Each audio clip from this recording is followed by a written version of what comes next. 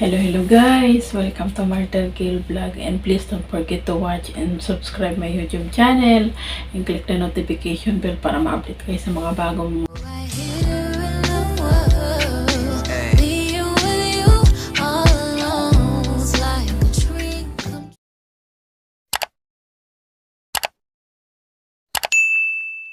vlog na video ko guys. So today naiinis lang talaga ako guys kasi alam mo bakit? Hindi naman sa so parang syempre gets ko na nung grocery at sabi guys. So ayan, kasi namiss ko yung spaghetti, so bumili ako ng ganito, saka ito, ayan. So nag-i-spaghetti ako kasi binigyan ako ng nanay doon sa kabila ng ng hamburger. So beef din yun. So yun na yung hihahalo. Okay? Tapos may mushroom pa ako sa rep. Ayan. Kasi alam niyo guys, naiinis talaga ako.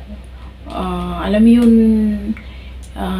mababa na yung tingin sa atin talaga ng ibang lahi. Kasi alam mo kung bakit? Nung umaga, dyan sa malapit lang dito sa namin, dito sa bahay namin, pumunta ako dyan. So lagi tuwing umaga pag gusto ng amo ko ng yung parang pita bread kumbaga sa atin, kaso chapati dito. So inutusan ako ng amo ko. May isa doon na na itik, sabi niya sa akin, "Hi, how are you?" So ni-replyan ko kasi kilala ko naman na siya lagi naman kasi doon. So sabi ko, "I'm good." So and then ganun na yun. Sabi ko I want to buy chapati and chambu sa Japan. So yun. Tapos mamaya ang dami na chuchu about sa Pilipinas, ganun. Tapos yung ngayon naman hapon guys, so experience ko talaga guys, naiinis lang talaga ako kasi hindi naman kasi lahat ng Pilipina ganun yung mahalambot ang ilong. So naiinis lang talaga ako kasi alam yung inti Pilipini. Sabi ko, yes, I am Filipino. Why? What is the problem? Ganun ko siya. Tapos alam yung prinangka ko yung isa kasi lahat sila parang iba yung tingin nila sa akin. So ganun inti Pilipini, hanggang ganun pa sila hanggang sa natapos na ako magbayad. Gwapo yung cashier guy, gwapo, pero hindi kasi yun hindi ko kasi interest yung ganun hindi ako mahabol sa ganun. Ang hinahabol ko kung hahanap man ako ng apam guys, so hindi taga rito yung titingnan ko blow ang mata, bahala ka dyan. Kahit gwapo ka pa, bahala ka. Basta blue ang mata, punta ko sa malamig na lugar. O di ba? Yellow, yun ang hanap ko, hindi yung maghanap ka na nga lang kasi label mo pa, hindi mo pa nga alam yung counter nila, kung mahirap lang din sa atin.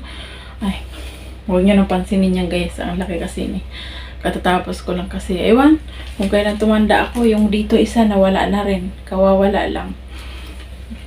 Lagi na ako nagkakaroon ng ganyan. Dahil hindi na kasi ako naaarawan guys. So puro aircon.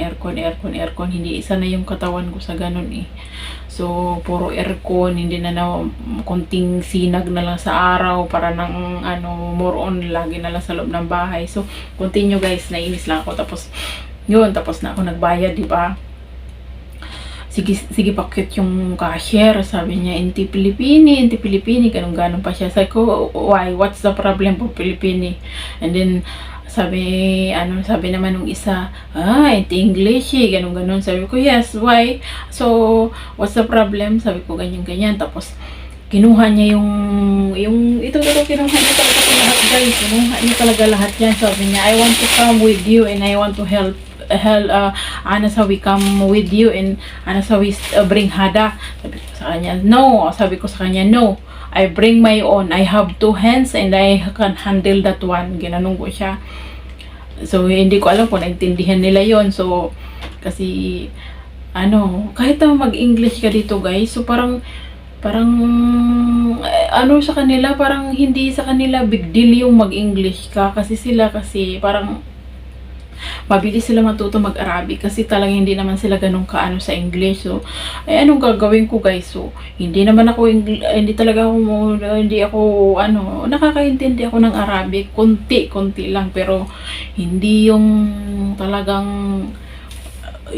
talagang sobrang ng Arabic, lalo na pag mabilis sila kasi sila magsalita, kasi parang parang hindi mo alam kung may sipon na na-stuck dito. So ang hirap intindihin, so sobrang bilis pa, so ang hirap. So kaya yun yung Jamia din dyan, pag magtatanong ako how much this one, o paulit-ulit yun, parang binabastos niya na talaga ako, tapos nakakainis lang ganun lagi yun tuwing bibili ako. So anong gagawin ko?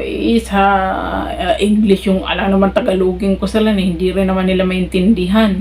O di ba? Mas maganda na yung hindi nga nila maanuhan yung So Diyos ko, nakakainis, alam yun lang, kaya naiinis lang din ako kasi based on experience guys, nakikita ko rin naman kasi sa TikTok. So maraming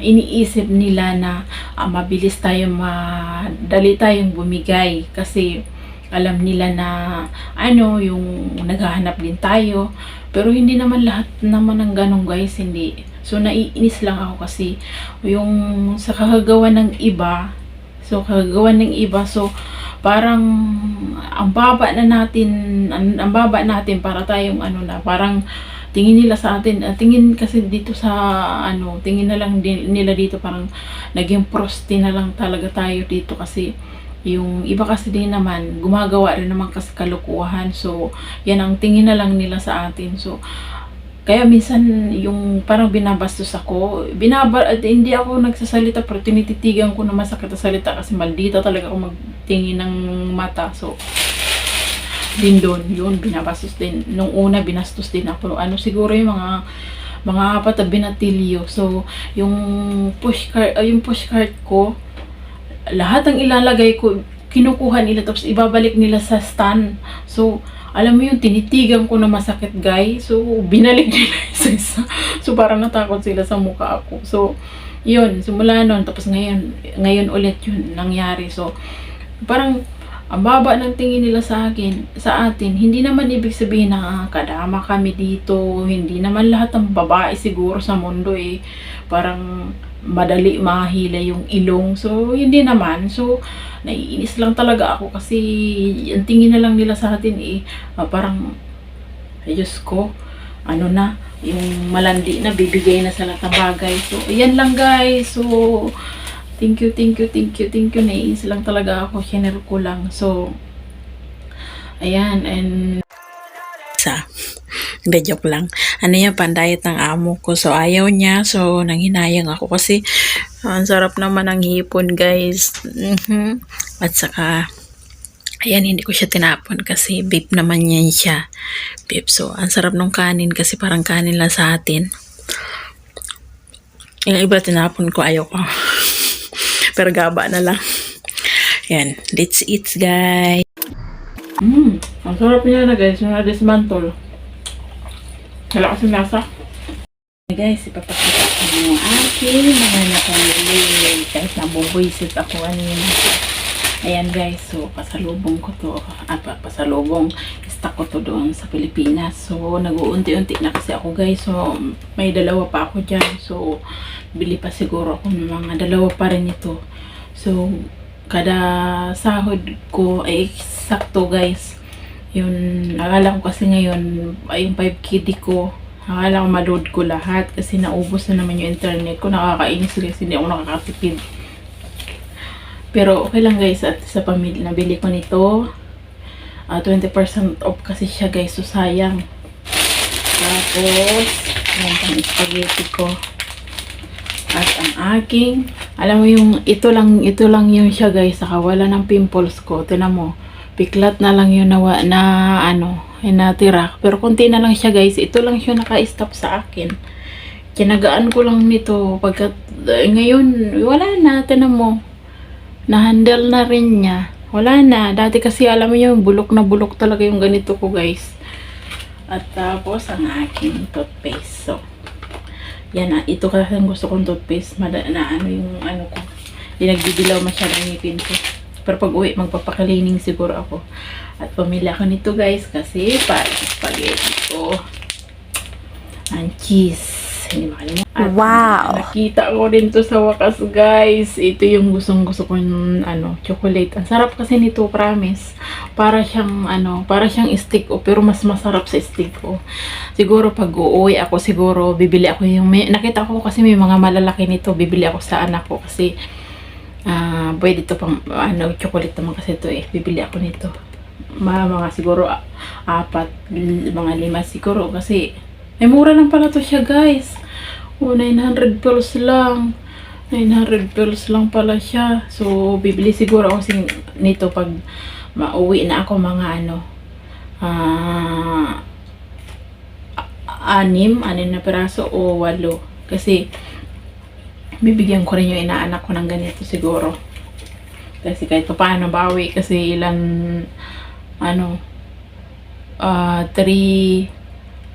4 years na akong hindi nakakabigay pala sa kanila pero naintindihan naman nila yun. At bumili ako nito. At higit sa lahat, alam niyo ba, nakita ko ng alaga ko. Nakita ko ng alaga ko, 2 binili ko kasi mag-unti-unti din, magdala din ako nito kasi para hindi ako magbili-bili ba sa Pilipinas kasi pag-apply ko, syempre gastos-gastos din. So, hindi ako gaano magagastos doon. Mag-i-stack up ng ganito. Tapos, alam mo, nakita ng alaga ko, natatawa talaga ako, guys. Alam mo, sabi niya, "Shunuha, Damira," sabi ko, pampers ko. Agoy kay, sabi niya, "Shunuhada," ganun-ganun siya. "Les, sa Wilip si pampers." Bakit ako naglalagay ng pampers? Malaki na daw ako. Pinabalita niya doon sa lola niya, sa lahat, tawanan sila lahat din. Natatawa na lang ako. Ayan lang guys. So, ayan, na-share ko na yung yung pinamili ko kanina sa Jamia. Kasi, ngayon, nakaganito kasi lumabas ako. Bawal kasi nila makita yung naka-plain ka lang, naka-dress ka lang. Bawal nila yun. May mabutan ako ng amo ko dyan lalaki. Tapos sumunod yung babae. So, magkakaproblema ako. Ayan lang guys. So, thank you. Dagdag sa aking ipon ng koleksyon para pag nag-order na ako ng XL box yun. Ayan na yan. Puro stock na yan. So kailangan ko nang mag-order ng thank you for watching. Please don't forget to subscribe my YouTube channel and click the notification bell para update kayo sa mga bagong video ko, and like and share po para help na rin po sa amin magnanay and sa mga nag-subscribe po sa akin. Thank you guys. Sobrang thank you always.